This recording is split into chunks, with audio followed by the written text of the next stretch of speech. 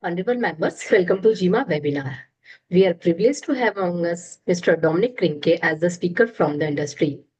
Mr. Dominic Krinke is the application sales manager. He holds a bachelor's degree in biotechnology and a master's degree in biopharmaceuticals technology. He has been an integral part of GIA since 2012, contributing across multiple operational roles, including technology manager, process development engineer, and currently as application sales manager. With deep expertise in mechanical separation technologies, particularly disc stack separators and decanter centrifuges, Mr. Dominic specializes in application within industrial biotechnology.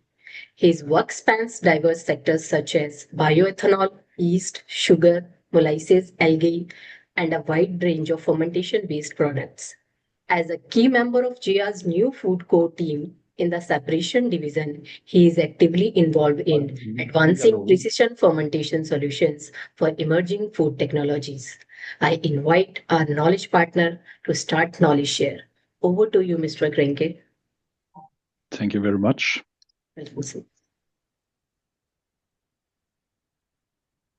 Oh, sorry.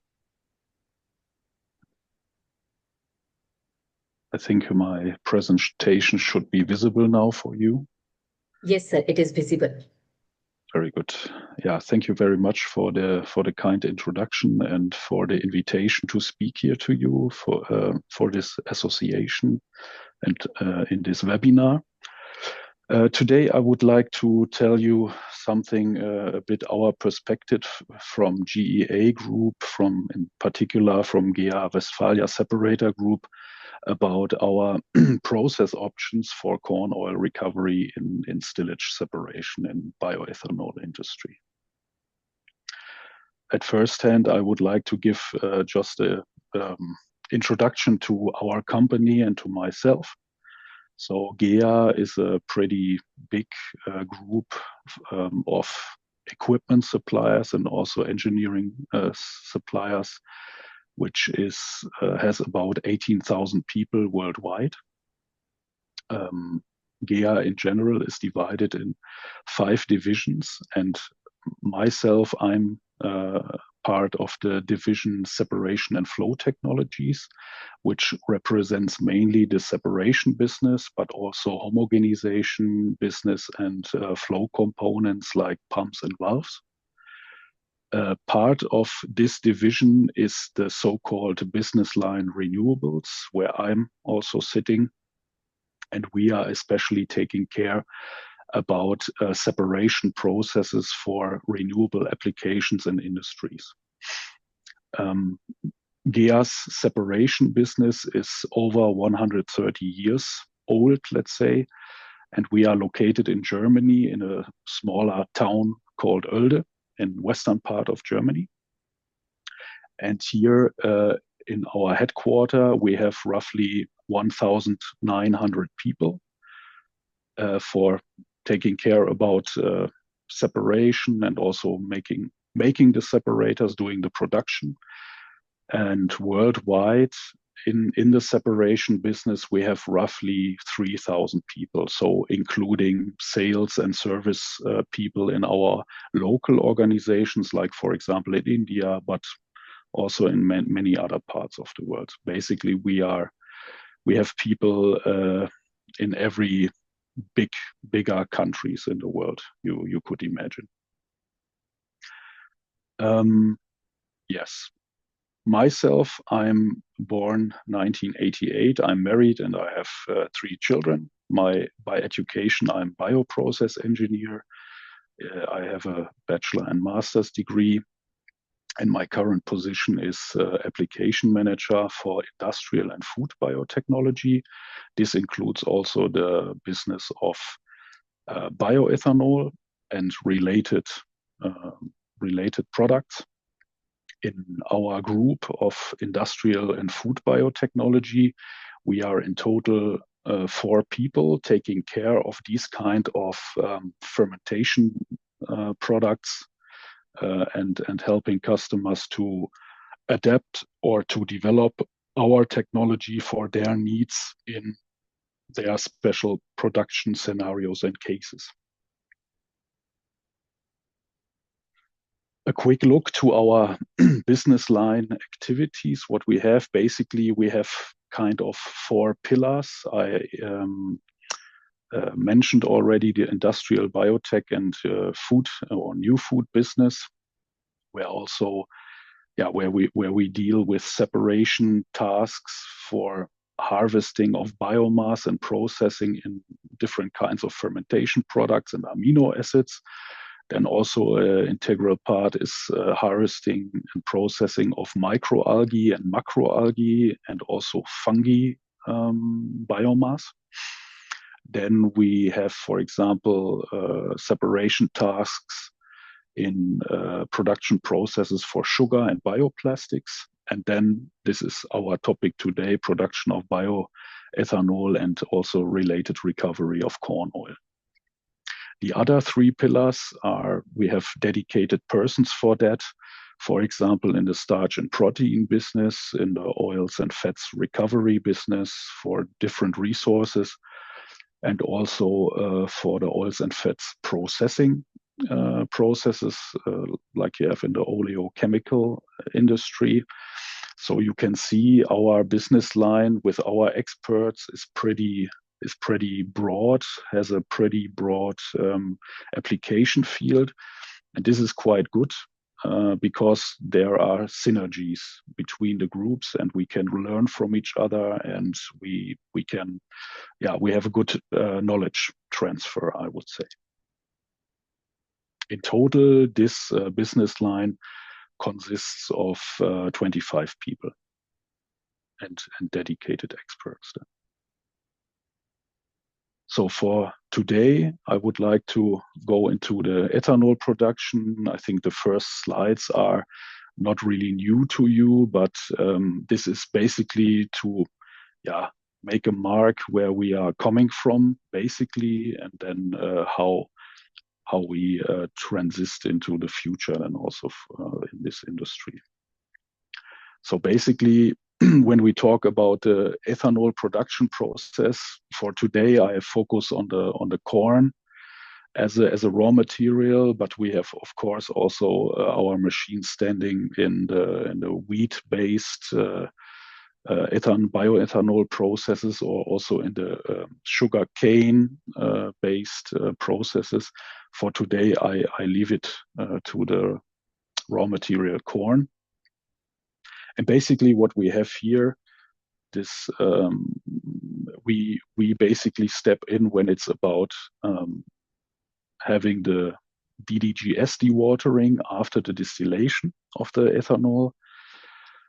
And we are looking mainly in this aspect to the corn oil, the potential proteins which are inside, and then to the DDGS itself. If we look to the process, this is basically where we're coming from in this industry. So after the whole dry milling, the whole, let's say, upstream process until the fermentation, until the distillation, we step in here with our decanter technology for dewatering the DDGS and also creating the thin stillage. Then later for the evaporation step and the related drying steps then afterwards. So that is the basic scheme where we are coming from. If we zoom into the process, we have our GEA decanters here. It's a well-known technology. I think we have also pretty good installed base and reference standards here. We process the stillage coming from the distillation into thin stillage and WDG, and preparing it basically for the evaporation and also for the drying step afterwards. That is the very basic process. And then, let's say the industry refined more and more. Here I can say you or tell you a bit about the functionality of our decanter technology, two-phase decanter technology in that case. So what we have here, we have the stillage going centralized into the feed of the decanter. We have a feed tube here, then it's distributed. And basically we have two parts in the centrifuge. We have a so-called bowl, which has a cylindrical part and a conical part. And we have inside the bowl a scroll or a screw turning a bit faster compared to the bowl to have a transportation effect. And what is happening is in this distributor area, the feed is basically distributed into the bowl. You have the higher density particles are going towards the shell of the bowl and are transported outside via this screw, via the scroll to the one side here, to the conical part, that you have really a dewatering effect. And the thin stillage is going basically the other direction, going out of the machine at the other side.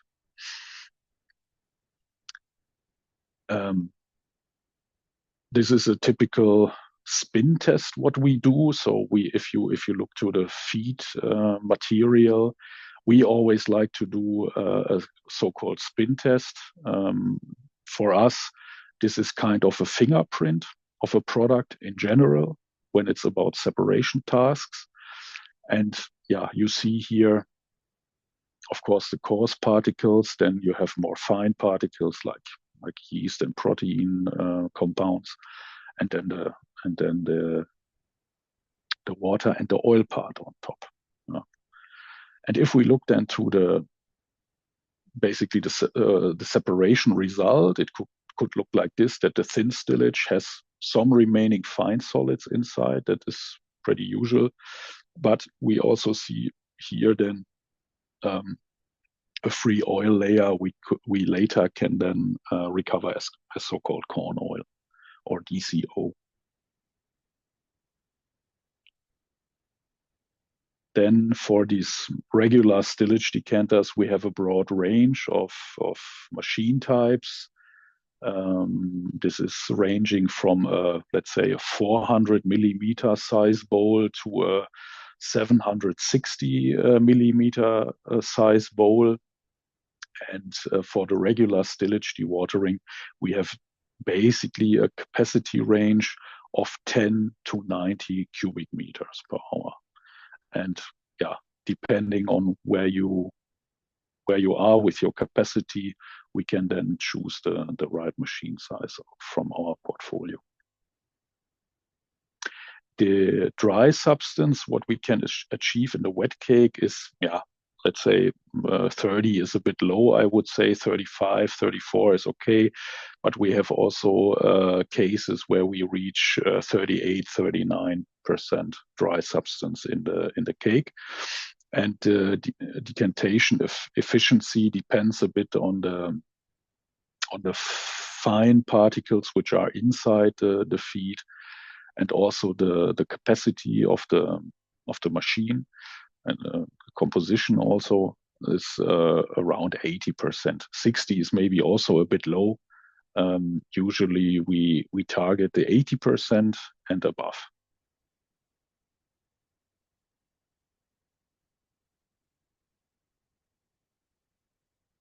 Yeah, then the whole industry, of course, evolved during the decades a bit. And I would like to talk about the corn oil recovery, what we do there, not with our decanters in that case, but with our high-speed disc stack separators.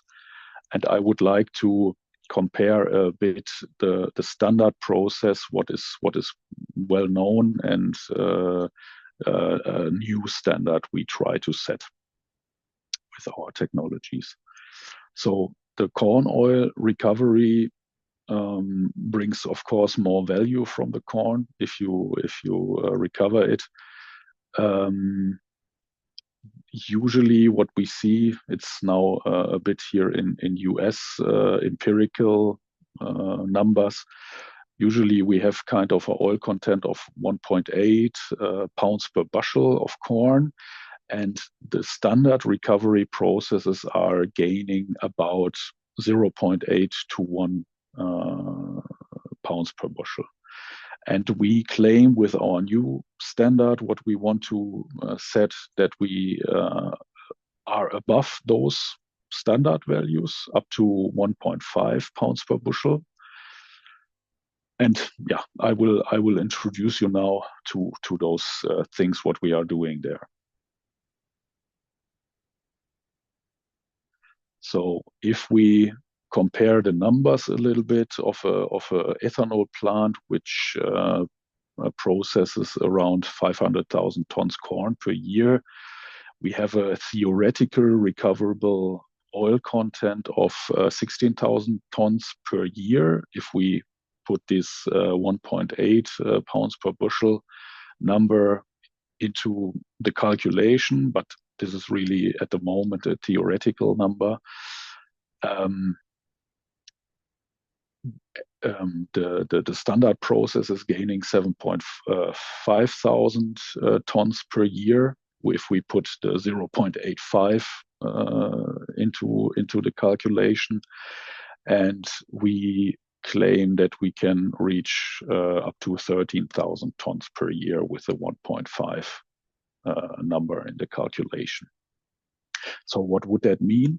In the standard process here, we have more or less, not exactly, but more or less double the revenue in regards to the oil.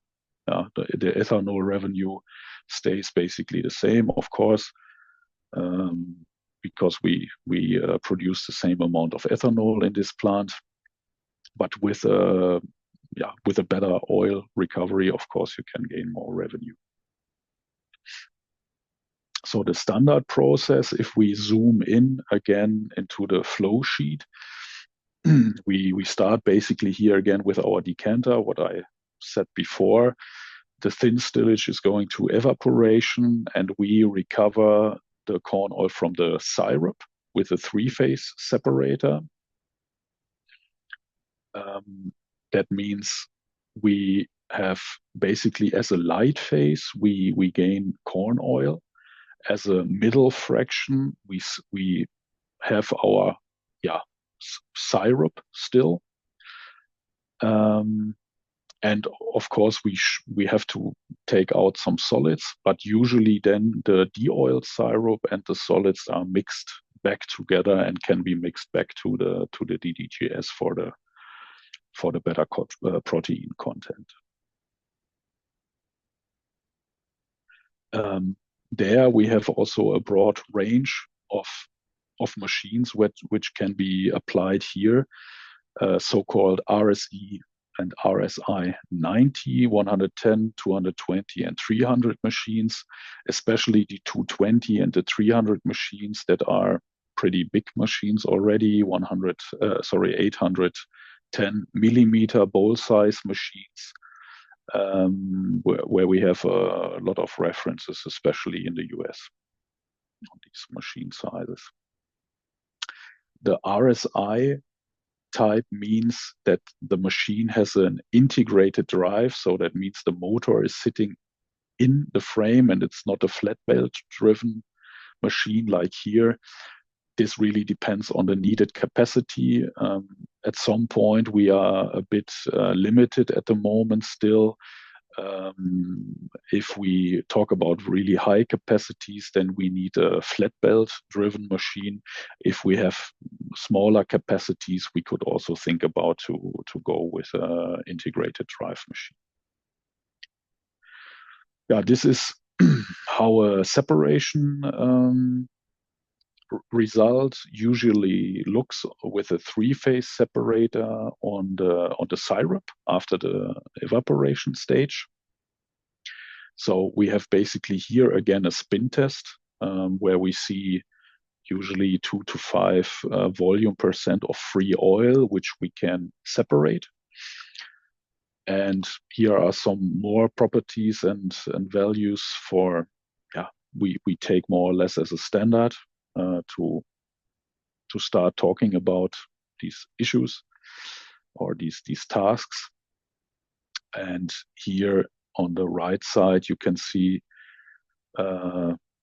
basically samples from a plant, how the samples usually look like, that we can achieve. So you have the feed here, it looks quite yellow due to the oil content. And then this is the oil syrup. You can already see that is more beige color, and you have the corn oil then here in the third bottle.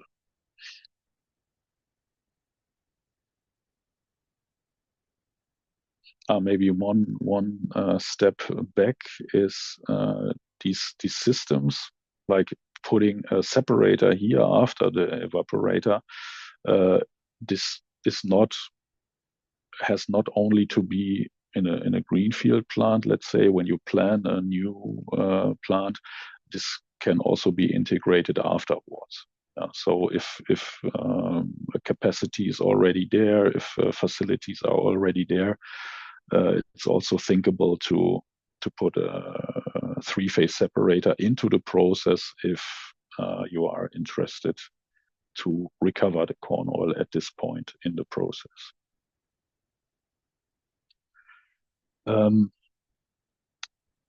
In competition to our three-phase disc separator technology, there are also suppliers who claim to use three-phase decanters. Just as a comparison is that three-phase decanters have usually, in comparison, a lower capacity due to smaller G-forces and a lower clarification surface. This is mainly given in a disc centrifuge by the stacked discs. You have more clarification area. And it is usually more difficult to do a CIP. And if you compare apples to apples, you have a smaller separation efficiency, or you have to use demulsifiers then. I will come to the topic demulsifiers a bit later again. If we look to the three-phase separator, we have much higher G-forces, much higher clarification area surfaces. And with that equipment, we are able to capture really also small oil contents. And we separate 98-99% of the free oil we see on top of such a spin test I showed before. Big advantage is that you can much easier clean the machines in place, so do a CIP, and you have also less service contribution. This is basically the range of machines I already indicated before. Here you can see some capacity data, some usual capacity data, what we have in the field. So this ranges from 7,000 liters per hour to 40,000 liters per hour, depending on the size of the machine. And this is basically our portfolio, what we have. If we look to the new standard process in corn oil recovery, we switch a bit the position of the three-phase separator. So going from the syrup stage back to the thin stillage stage, and to recover the corn oil already upfront the evaporator stage. Again, we have the decanter starting, creating the thin stillage for the three-phase separator, and then we have as a light phase again the corn oil. We have as a middle fraction the de-oiled thin stillage in that case, which can be sent to the evaporator stage. And what is also possible to create a protein concentrate stream, which can be sent to a dryer separately, or which can be again mixed with the syrup and can then go to the DDGS also. This is so again some spin test pictures and some numbers we find there. We see on our biggest machine feed flow rates up to 40,000 liters per hour. If you look here to the feed, this is also a typical thin stillage coming from the decanter as an overflow from the decanter. And you see here that the heavy phase, it's called here. So this is basically the medium fraction from the separator. You have mainly a de-oiled thin stillage in that case, and the light phase, meaning the oil phase in that case, is really the corn oil.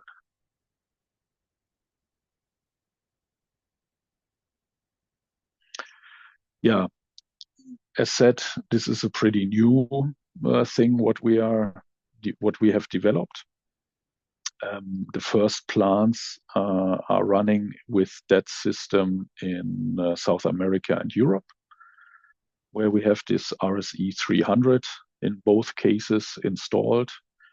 And the main advantage is that we deload the evaporation a bit and also take the oil out before. That makes it easier to recover that, and we don't need demulsifiers in that case. It's also a big advantage. Sorry. This is how a setup could look like. So upstream we would have the stillage decanter, the regular stillage decanter. Then we would have a buffer tank for the thin stillage, can be heated again before the separation stage, and then in that case we have two machines standing there for up to 80 cubic meters of thin stillage processing.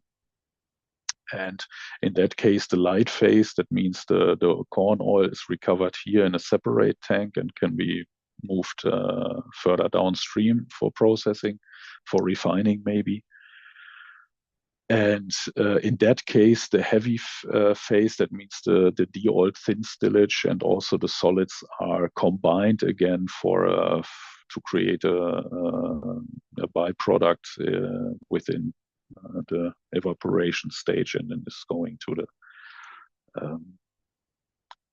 the DDGS again.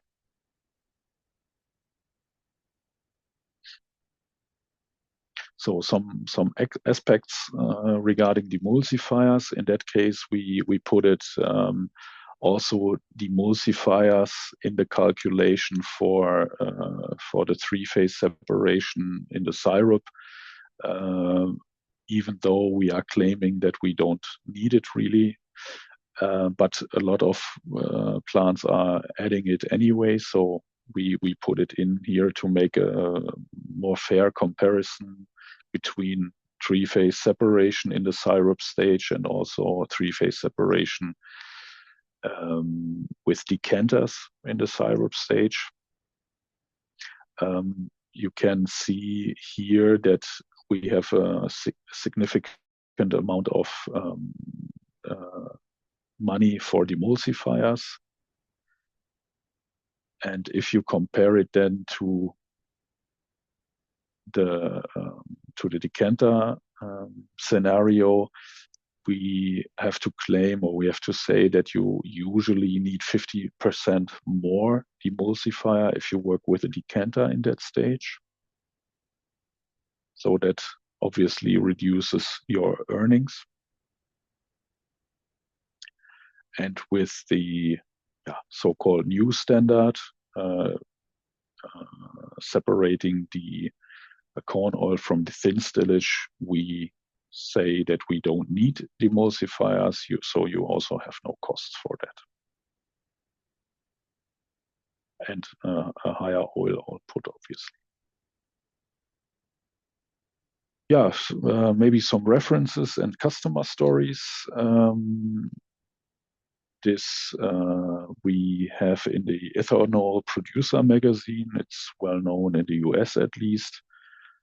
We have one customer here, Stanley in Stanley, Wisconsin, having our stillage decanters in place, and also RSE 220 distack separator in the syrup stage in operation to gain their corn oil. And in another company called Nesika Energy in Kansas, they have a RSE 90 type machine also in the syrup stage as a reference. In general, you can see here on the different types of machines, we have a lot of references in the US. The RSE 220 is a well-known type, especially in the US, because it fits a lot of capacities there. We meet, it's a good fit to meet their capacities there. That's why this number is so big there. The RSE 90, we have also a good amount of them, but usually the plants are bigger in the US, so the 90 type is not every time really fitting because it's simply smaller. We have some references in Europe, especially this RSE 300 machines is especially on the thin stillage task operating. And then also we have some references in Latin America. Yeah, thank you very much. That was my contribution to this webinar. Thank you.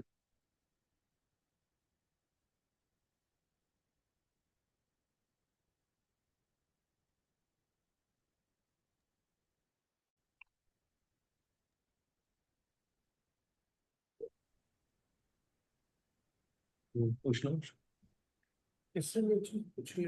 session is now open for questions. Please feel free to share yours. Or you can write in the chat box also. I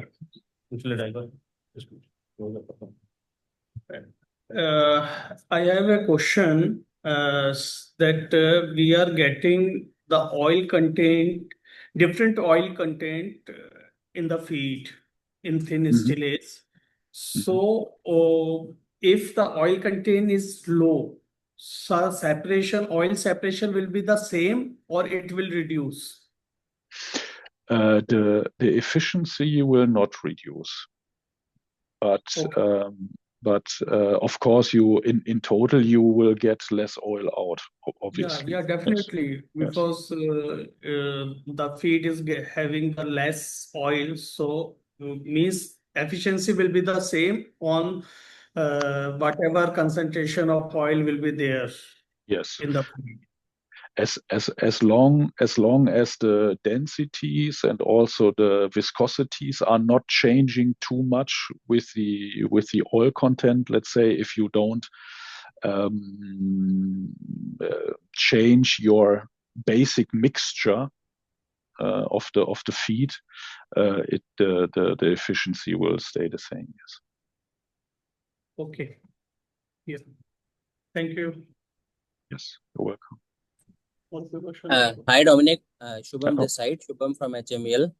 Yes. I just want to ask one question, like is there any benefit of extracting corn oil? I mean, what is the comparison of extracting corn oil from syrup and from thin slope? Means we are not using evaporation. Basically, what is the benefit? Yeah, the benefit is that you deload the evaporation stage as first. Yeah, and the second benefit is that we claim we get more oil out in general, because after the evaporation you have also a lot of demulsified oil. Due to further processing, it's much thicker processing, let's say. Yeah, in that case, you need also demulsifiers. Yeah. I am talking about corn oil efficiency, basically corn oil production. So would there be any considerable change in production, considerable So you mean more in the operational more setup? corn oil production, I mean to say. Yeah. So let me check here again on my slides. Maybe I think I'm still sharing. So you see here that we have the here. Sorry, I need to go back.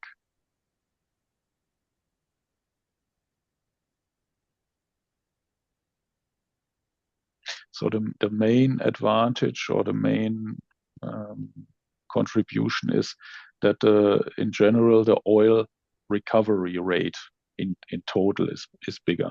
I have the numbers here. Yes.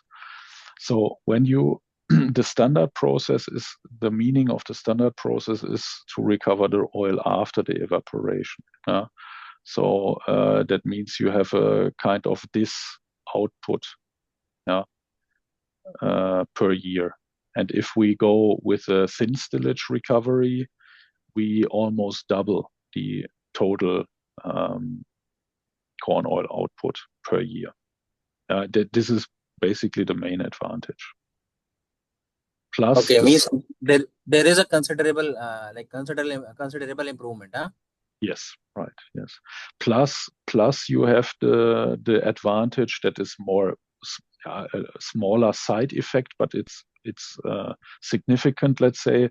Plus you don't have the emulsifier costs. So with syrup, there is a demulsifier cost, but if we go with thin slope, there is no demulsifier cost, right? Usually, yes, yes. Okay, and generally, what is that? If you talk about per liter of corn oil production, what is the demulsifier cost? Oh, per liter, I have no number right now. Let me check. No, I have a number here. Sorry. Let me just search in my files here in my slides. Sorry. So we calculate here in that case with around 150 ppm. 150 ppm you can calculate as a ratio, let's say. Right. So with it means without if you go with thin slope, so first of all our demulsifier cost is we don't have any demulsifier cost. First thing. Secondly, our corn oil production is improving, and it is improving to quite a good extent. Yes. Right? Then CIP, yes. Third. Yes. And moreover, this evaporation load also, na? Yes. That are basically the four things. Yes. Okay. And this technology is proven, na? It is in place, na? This is proven. This is in place. I mean, the thin stillage is obviously not that much in place like we have it on syrup, but we have it in place.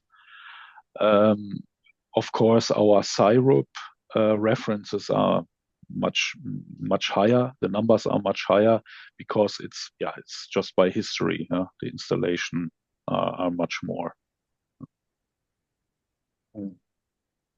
Right. Thank you. Yep. Thank you very much.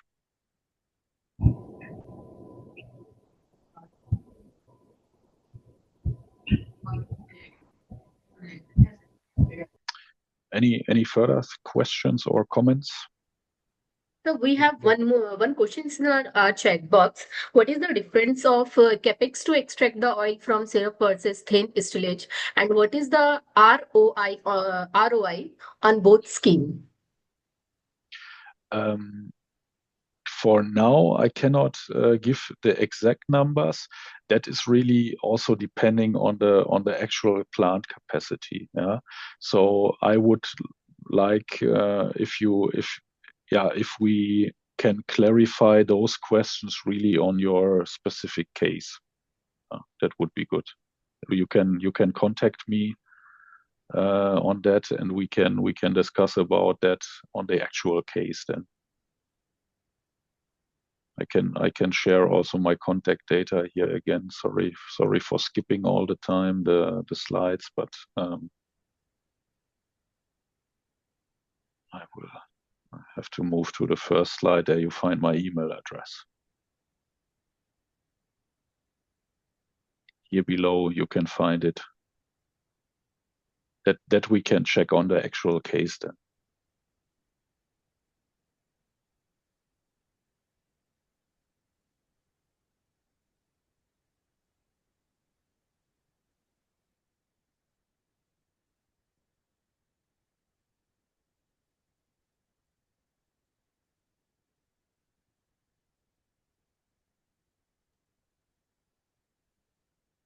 Okay, sir, we have another question in our chat box.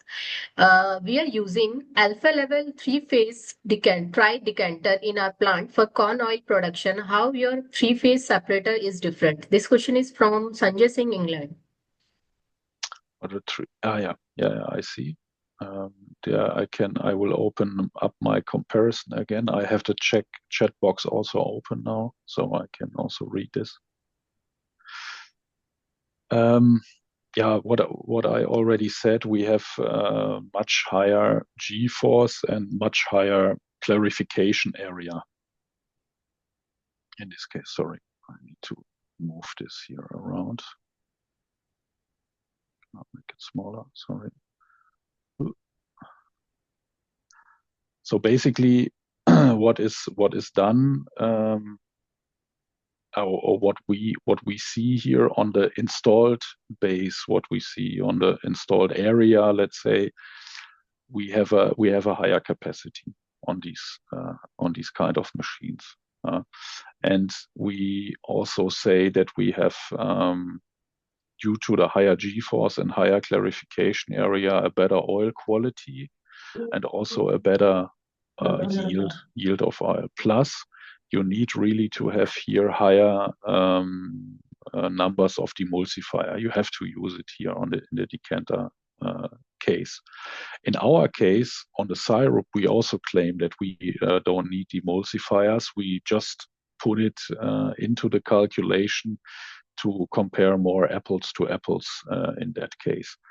But here in a lot of cases, we also work on the syrup with the three-phase separators without demulsifiers. So I go down. What is the frequency of CIP?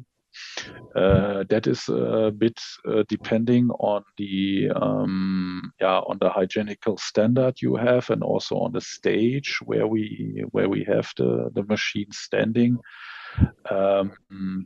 I would say the CIP frequency is what I say is very broad right now. I know that we may also have to look into your case a bit more specific, but I would say between 2 and 4 weeks.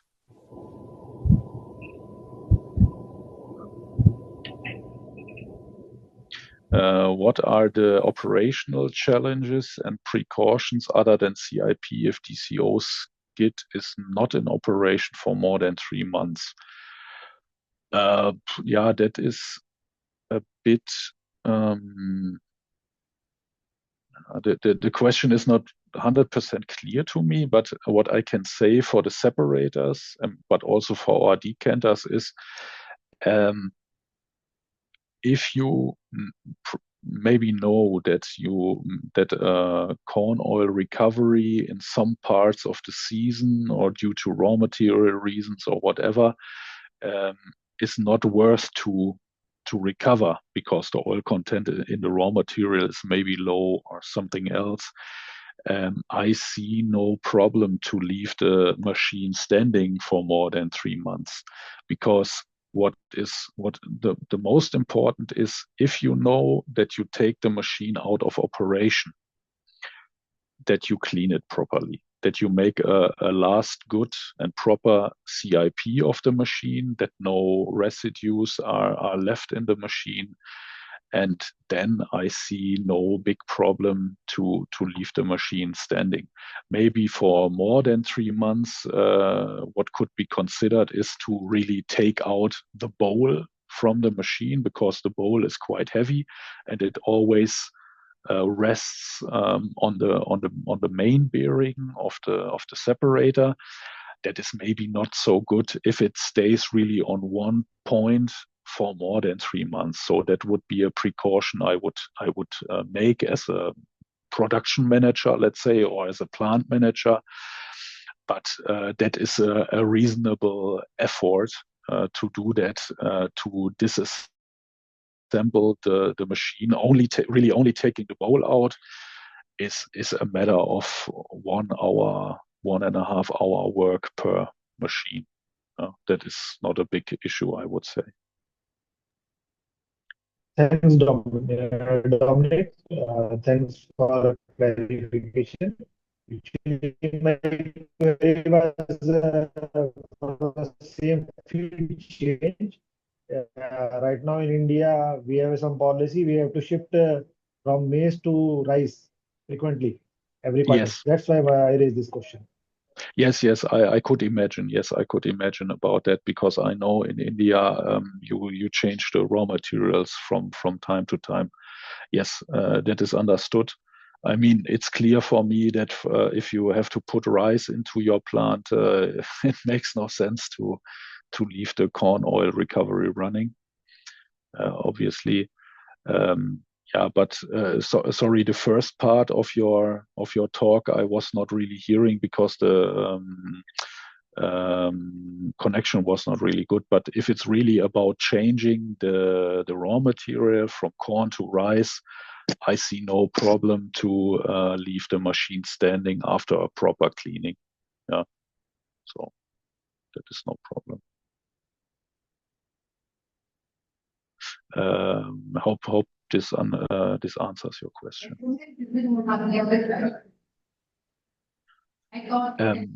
Any other questions from the member side?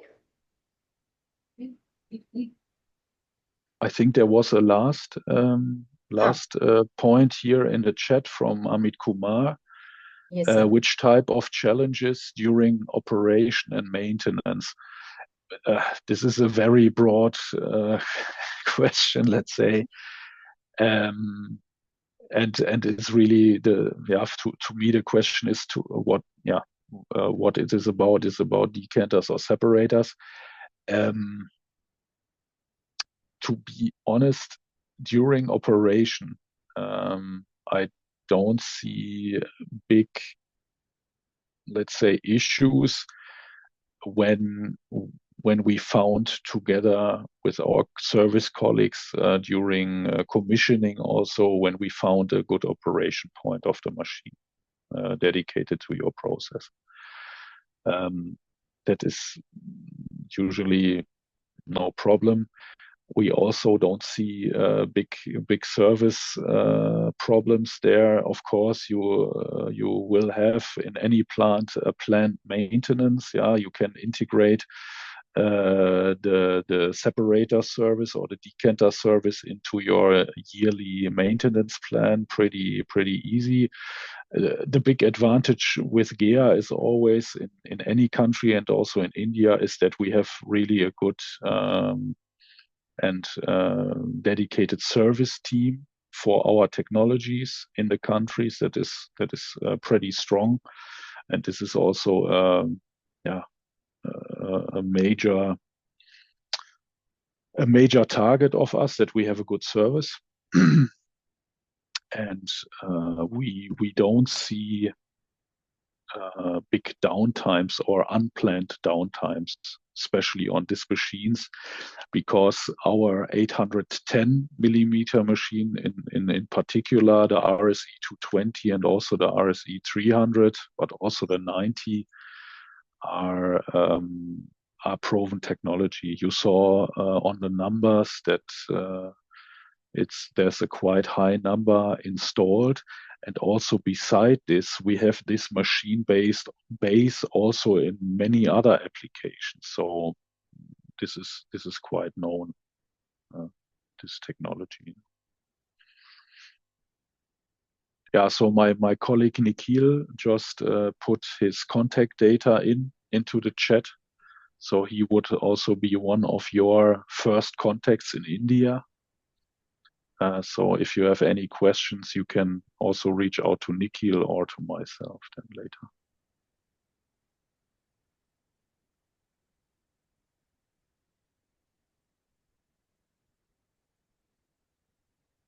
So since there is no more questions from the participant side, let us conclude the webinar.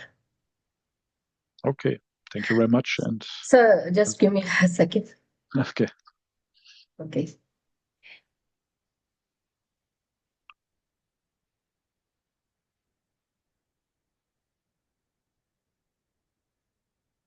So we are very thankful to Mr. Dominic Krinke as a valuable knowledge partner. Please accept a token of appreciation from GIMA. Thank you once again. Thank you all for your valuable time and participation. Good evening, everyone. Thank you very much. Thank you, sir. Have a good day. Have a good day to you, sir.